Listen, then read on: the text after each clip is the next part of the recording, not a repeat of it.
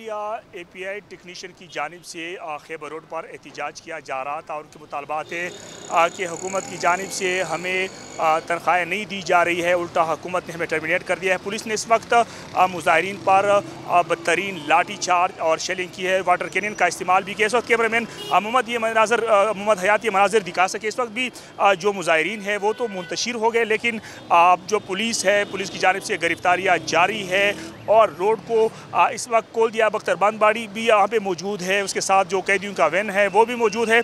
लेकिन जो मुजाहिरीन थे उनके मुतालबात है कि EPI टेक्नीशियन का जो हमारी तनख्वाहें है वो हमें नहीं दी जा रही है, लिहाजा हुकूमत को चाहिए कि तकरीबन 1000 से ज़्यादा जो EPI टेक्नीशियंस है उनको न सिर्फ बहाल करे बल्कि जो उनकी बंद तनख्वाहें हैं वो भी जारी करे।